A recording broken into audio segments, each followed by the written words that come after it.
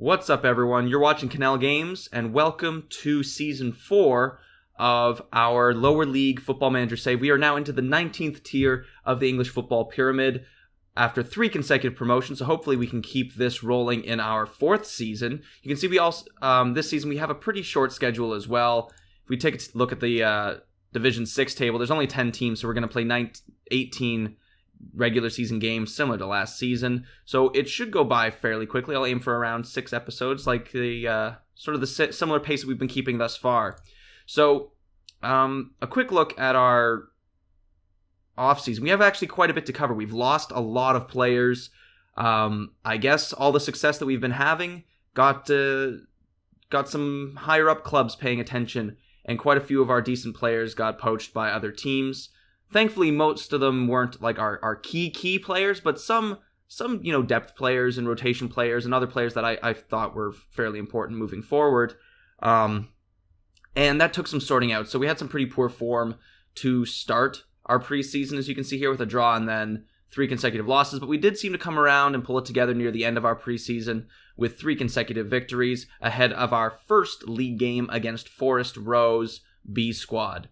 So before we jump into our live commentary for this episode, let's take a quick look at what we're going to be sort of dealing with this season. So the first thing is to look at our competitions. You can see we're in 4 different cups as well as the league. The expectations are to win the league, to win the Stratford Challenge Cup. The Stratford Challenge Cup is something new that we haven't been in before. So this will be the first time that we are in this cup competition.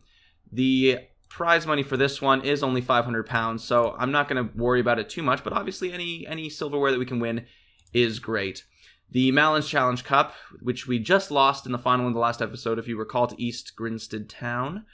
We will be back in that cup competition, and as you can see, £1.68 thousand purse in that one. The Mid Sussex Junior Cup, we're expected to reach the final of that one and the Parsons Challenge Cup. So we actually have some reduced expectations in these 2 cup competitions, even though we are the title holders of the Mid Sussex Junior Cup. And in the Parsons Cup, we got knocked out in the first round last season, and we haven't done all that well. If I'm entirely honest, I can't remember. Anyway, we haven't done too well in that one. So those are the expectations by the board. The big one, obviously, that we're going to be focusing on the most is winning the league, because we need to get promoted. We need to keep moving forward and ascending through these tiers, because this is quite a daunting and long save regardless. Next thing that we're going to look at is I have improved our scouts quite a bit, because we were actually able to get some decent scouts to replace some of the absolutely useless. I think I might have gone over our staff like a long time ago, but they haven't been all that important, I felt, so I haven't really touched on them at all. But I did actually upgrade our scouts in the offseason. We did get Chris Hughes. Obviously, I don't know if he's a real person or whatever, as our chief scout, but he has, again, not amazing abilities. But our last guys had, everything was single digits, and it was the best that I could get. No one else was willing to come to the club. So 13 and 13, not too bad. And then Glenn Briggs, 12 and 12. So both of them, significant improvements over the other staff members, I guess, scouts that we had in the past. In terms of our coaching staff, we have been able to expand it a little bit. We've added a fitness coach, and we added this man, Peter Jameson, who is our goalkeeping coach and our second choice keeper. He may be our first choice keeper. We'll see how it goes. The reason why I ended up signing him, and we'll get to that in the transfers that we've sort of dealt with, is for a very long time we actually didn't have a keeper, because Lee Ashton was taken, the backup who never featured last year at all, Vucevic. He was taken to another club as well. So, and remember, we lost Niall Mayer. So 2 consecutive seasons we've had our goalkeepers poached from us. So I was scrambling a little bit. Couldn't find anyone who was even close to being adequate. So I signed Peter Jameson because he seemed to be a decent enough 13 goalkeeping coach. And then sort of as some rotational backup depth in that position until I could find someone who could fill in full-time for us. And I think I found that, although, again, not all that impressive, if I'm being entirely honest. So for the transfers, you can see a lot of people going out. A lot of them were just free transfers, people that I cut. Former captain Carl Stone, you can just see he's not going to cut it. 25 years old, he's not going to be improving at all. Joe Lamplow, he did play for us for a little bit, a total of 13, 14 appearances for us over 2 seasons. But he's 29, wasn't really going to feature. Joe Bartlett, he was at the club one night and missed training, so that was an easy decision to get rid of him. A lot of them just weren't players that were going to feature moving forward. However, a lot of them were players I wanted to keep, such as Lee Ashton. Not an amazing goalkeeper by any stretch of the imagination, but he did get scooped up into the Vanarama National League. So, the Vanarama National League North. So you can't really compete with a semi-professional team. Although he's not getting paid any wages, but I guess he's being offered, full-time, and it's a short jump from, being unpaid on a semi-pro team to being paid. We then also lost Joe Lynch, which was a little disappointing. He is getting paid £6,000 a year. So, obviously couldn't keep him around at 19 years old. He's actually a pretty decent player. I wish he played more for us, but Ollie Hotchkiss played so well for us, so I didn't really see a way to get rid of him. We lost our backup striker, Matt Sargent, getting paid $39,000 per year to play for Vickerstown. He had only a handful of appearances, but you can see he's started to hit the ground running for Vickerstown with 2 goals and 2 appearances. So good for him. We also lost Christian Hampson. After that great substitution performance at the end of the season, he ended up getting a professional contract. So good for him, I guess. So we're a little weak on the right side in terms of depth, and that might be something we have to address as the season wears on.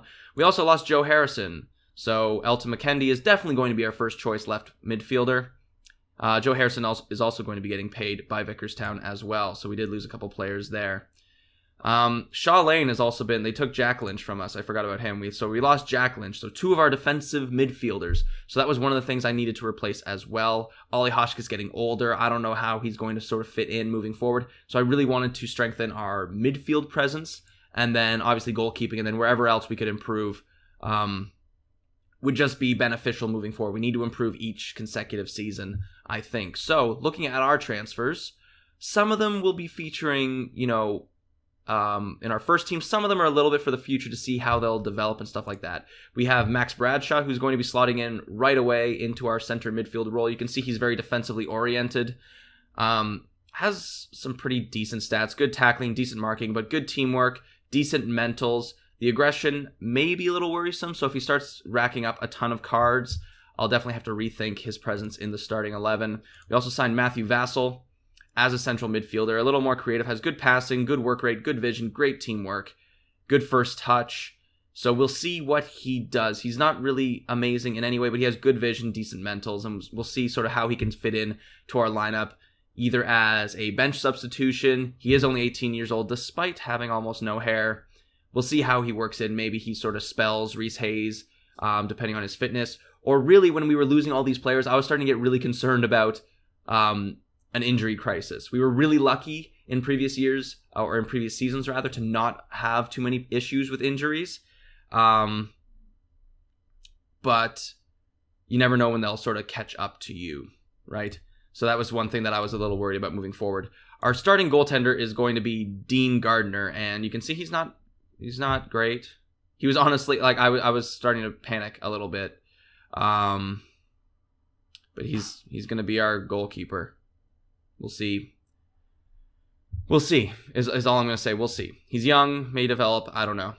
We signed Ian Smith as a backup striker, 14 finishing, 19 years old. Hopefully we can sort of build up. He has decent natural fitness, so hopefully he can become a little bit faster. But, 14 finishing, decent first touch, good flair. All of this should work out to be okay as a third choice striker, I think. We also signed Bruce Coleman, another striker, a little bit more defensive. I basically signed him for his teamwork and work rate and decent physical attributes, and we'll sort of see how he works in. Obviously, his finishing isn't that great, but at one point, I was just basically sending out contract offers for as many players as I could, and he's a former Wigan player, and, I was able to sign him, and that was pretty much it. Wigan's down into League One now, actually. So I was just basically signing a bunch of depth players. And since, remember, we don't have to pay them any money for these contracts, I don't really have to worry too much about signing too many people or expending a wage budget because we don't have one. The next player we signed was Keston Edwards, a right back, fairly decently well-rounded. I don't know how good Logan Jeffs is going to be transitioning from level to level. He's more of a center back, and I've just sort of moved him on to the right back position just because for his defensive prowess, I guess. but I did sign Keston Edwards to sort of do that. He is with our under-23s right now because we also signed Nathaniel Appiah, and he's probably going to be our first choice right back, and he might actually be one of, if not our best player in terms of, stats and numbers, I guess. Like, you can just see he's incredibly well-rounded. Nothing in the green, really, except for his physicals, but you can see there's a lot of 9s, like 9 marking, 10 tackling, 9 teamwork, decent concentration, I guess.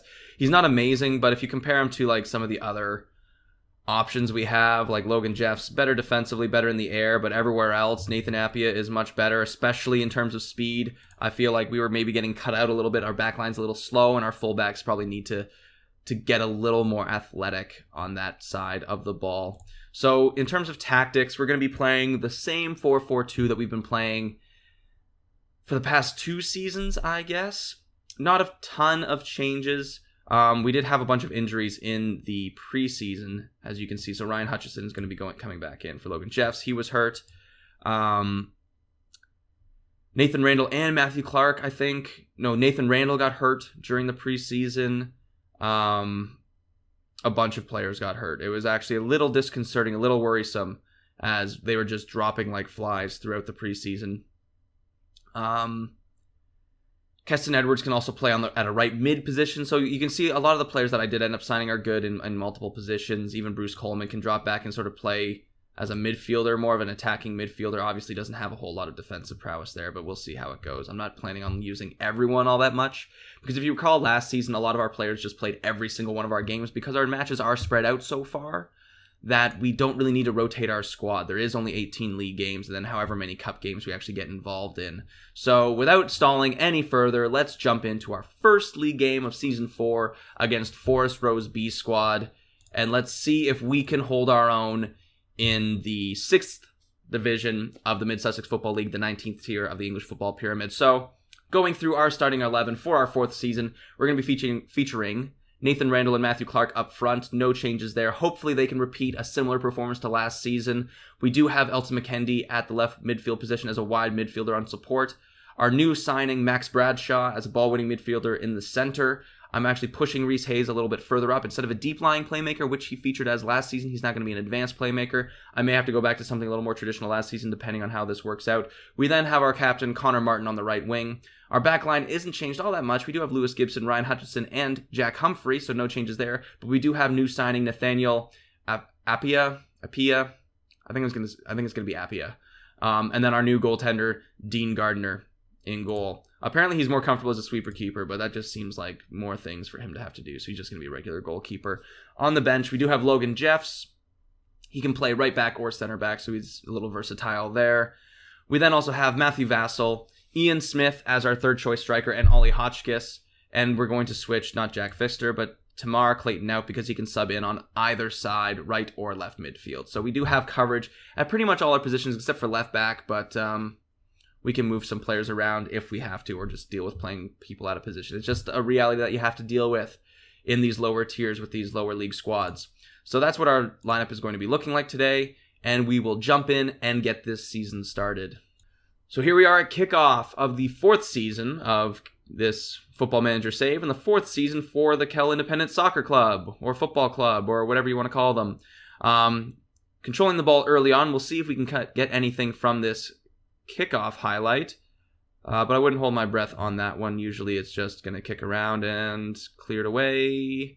Back to McKendy, plays it in the middle. There may be something here. The highlight hasn't ended yet, so we'll see if we can develop anything. Now, we do have a little bit of familiarity with a couple of the teams in this division. I think some of them are going to start blending in together. I know East Grinstead Town, they should be familiar to us because we obviously lost to them in the cup final last year. A lot of the other clubs may seem a little familiar, like Plumpton, Fletching, Bolney, and Willingdon. I think we've played lower clubs for all of them, and Humphrey just nods that one over the bar. I think we've played lower tier clubs of all of them. There's a lot of teams that have like A squad, B squad, and C squads. I think or even D squads, and I think we've played A's and B's for some of these clubs. And we're now, C's and D's or B's and C's, and we're now moving up into, the higher tiers of their reserve organization. So they'll look familiar, but they should be different teams. So we're doing okay early on. We do have the 2 chances. We do have the bulk of the possession, but a little bit of a dangerous play here. Bradshaw nods that forward. Good defensive presence in the center of the pitch. I'm hoping he's going to be a big player this season for us. Gibson nods that one down and plays it into Bradshaw, who plays it over to Hayes, our creative force in the middle. I'm really wondering how long Hayes is going to be an effective player because his stats aren't all that impressive, if I'm being entirely honest. Nathan Randall gets the ball over to McKendy. McKendy with the ball, cuts into Randall. Randall puts it into the back of the net. And we are up 1-0 in the 17th minute of our first game. So a good start to this season. We are into second place on the table. So can't read, obviously, into that at all at this early stage. But getting ahead of Forest Row is obviously a great start for us. I don't really know. I didn't check ahead to see the season preview of where Forest Row was expected to finish. We are, as we have been for the past 3 seasons, expected to win the league. But that doesn't mean it's going to be an easy run for us. We've had some problems in the past. Last season was probably our easiest run, and it still came down to the last game of the season, technically speaking. We hadn't mathematically clinched things. So Forest Row here has the ball. They play it forward to edge, but Hutchinson, big presence in the air, nods that away. Simmons from well outside the box puts it over the bar. I don't know how our goalkeeping is going to do this season. Dean Gardner hasn't been tested yet. Lee Ashton seemed... Oh, that's an unlucky one there. That's an own goal for Jack Humphrey. That sort of deflected off of him at the top of the box. We'll see this sort of ping-pong around. Crossed into the box, knotted on by Edge, and it sort of goes right through Simmons, their striker, and off of Humphrey. Doesn't really see it coming, and Dean Gardner can't react to it, and it's in the back of the net, and we are at all level at 1-1.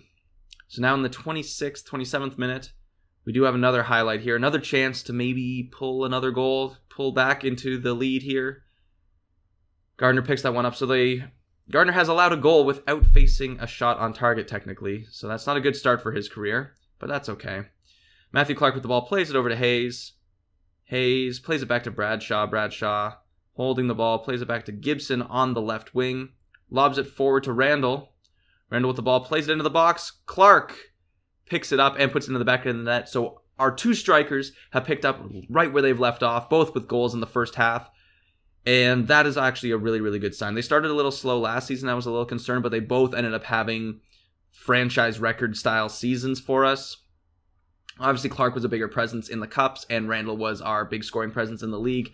But both of them need to fire on all cylinders for us this season if we are to succeed. We don't really have a lot of other striking alternatives. I did sign a couple players, as you saw, but they aren't really better than these players. Martin plays it across goal. Randall puts it into the top of the box. Back to Clark. Over to Martin. Martin, they're sort of just swinging it around, playing with the ball. Probably could have manufactured a better chance there, given the possession and the dangerous positions that we had it in. It's now outside the box. Still controlling the ball, though. Trying to probe through Forest Row's defense to get another chance. Hayes has some space, though. Can he take a shot? That is one of the worst shots that I've seen ever. Not in terms of wide, but he just had so much time to step up into it. Maybe we should have Ollie Hotchkiss there. He knows how to take a rip, but Hayes looked like that was almost a pass. Like he just sort of passed it past the goal from outside the box, and that's not really going to trouble anybody. Nathan Randall, though, plays it back to Bradshaw. Hayes has it into Clark, and wow, that's just moving too quick. I can't even narrate that. Hayes plays it into Clark, who then first time over to Randall, and Randall just blasted into the back of the net. We are up 3-1 in the 33rd minute. You can see it here. Hayes plays it over to Clark. Clark, first time, right over to Randall, and Randall just blasted into the bottom right of the net. The goalie has no chance there, and Randall has a brace.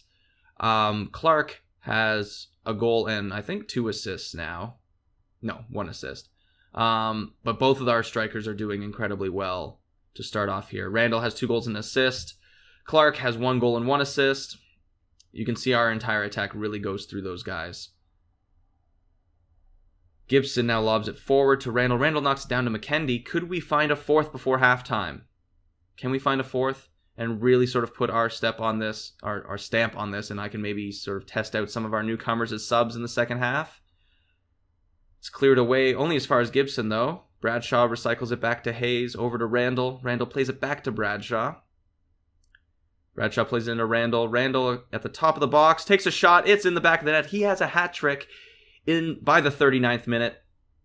We are up 4-1. He's had a great start to the season. He's hit the ground running. And I'm not going to speak too soon about what this means for our success this season because it doesn't really mean anything. Forest Row could be the worst team in this division. They could be the new Nutley. So we can't, feel too comfortable. We can't sort of count our eggs before they've hatched or anything like that. But it's a great first half for us. They still don't have a shot on target. Their only goal was that own goal that careened off of Jack Humphrey into the back of the net. And here we go with only a couple minutes left in the second half. Nathan Randall, feeling a little ambitious now, puts that one well wide of the net. We are now through 42 minutes in the first half, and we are holding a 4-1 lead. Nathan Randall already with a hat trick, Matthew Clark with a goal. And as last season we saw basically all the boring games together in these episodes, we're immediately getting a fairly impressive offensive performance, which I'm very happy to see. And hopefully it's a sign of things to come, and hopefully we'll get some very exciting live commentaries this season. McKendy holds onto the ball. Forest Row is just sort of scrambling. Like, they get the ball and they're just sort of hoofing it out, really hoping it lands on somebody like Simmons so they can have a bit of a counterattack, but they aren't threatening at us whatsoever. We have 65% of the possession.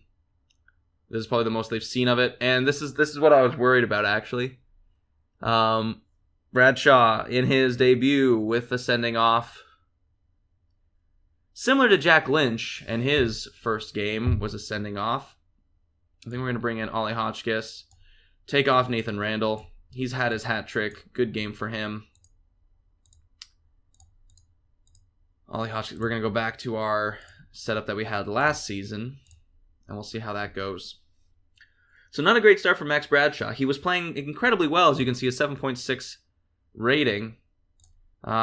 Just tell him to keep it up. I'm going to go countering just in case.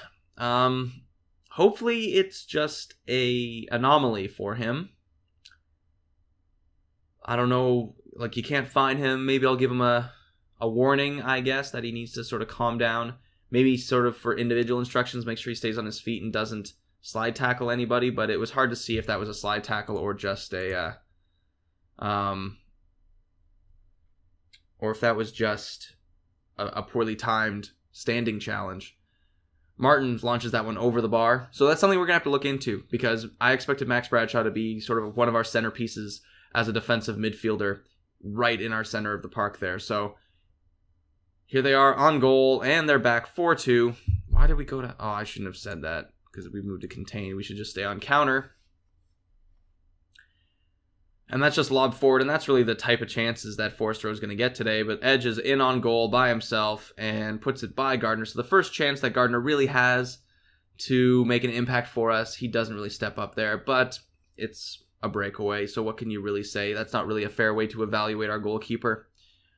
But we do have a 4-2 lead still, and hopefully we can hold on through this second half. So we had a great first half, which was exciting for us. And here's Matthew Clark, and we are back... 3-goal lead. Matthew Clark with his second of the game. Ollie Hotchkiss with an assist. Makes an immediate impact in the second half here, so that's great to see. And also good to see that Ollie Hotchkiss makes an impact like this down to 10 men, because if Max Bradshaw does have some issues staying on the pitch or staying out of the referee's book, we may have to look at going back to Ollie Hotchkiss as being our first choice center midfielder. But about 25 minutes left in this match. A lot of highlights, a lot of chances. Mostly for us, but they've had their fair share of highlights as well. Reese Hayes from ways away. That was very ambitious. We're still looking good. 3-goal lead. A little over 25, or a little under 25 minutes to go, I should say. Martin cuts that out, plays it forward to Clark. Can he get a hat trick as well? Marks with a good save there. Shot it right at him. Probably could have gone a little closer to the far post there. Dragged it right across the goal. Clark can't get it past Jolly there, looking for Hutchinson at the near post on that corner. And we're looking at about 20 minutes to play. May look at making some more substitutions here. He's over to Hotchkiss. Clark with another good chance. Martin tries to cross it, but it is blocked. Corbett just hoofs it clear. And despite being down to 10 men, we are still heavily pressuring Forest Row. I think what we're going to do is let's give Vassal a run out and see what he can do. As a deep lying playmaker, he's okay. And then we'll bring on Clayton Nout. As a supporting winger. and really try and just clamp down on this. We do have a couple substitutions in, give them a bit of a run out, try and gain some match fitness for some of our backups, because we don't know who is going to be, our main choice moving forward. We don't know who is going to really emerge each season. We've sort of gone through this learning process at the beginning of each of our 3 seasons thus far, figuring out which players in our starting 11 are really going to be our key components moving forward and sort of the key cogs in this machine that hopefully result in another promotion. So let's give everyone a little bit of a run out. And our new signing, Vassell, is going to get a bit of time on the pitch. Tamar Clayton now didn't play really at all for us last season, but he did play 2 seasons ago and wasn't that bad, but he stuck around. Still highly thought of by our scouts. Clark with another chance. He's had a ton of chances today. We do have 11 shots on target today, so their goalie's done fairly well. He's made 6 good saves. We've had 6 clear-cut chances, 5 goals. So he has saved at least, I don't know if all of our clear-cut chances resulted in goals, though. So Hutchison, though, holds the ball, plays it over to Vassell. First touch that we've really seen from him. Plays it up to Clark. Doing fairly well as a lone striker. He's still manufactured quite a few chances for himself, been able to make some good runs off the ball and moving into good channels to sort of be on the receiving end of some creative play from our wingers.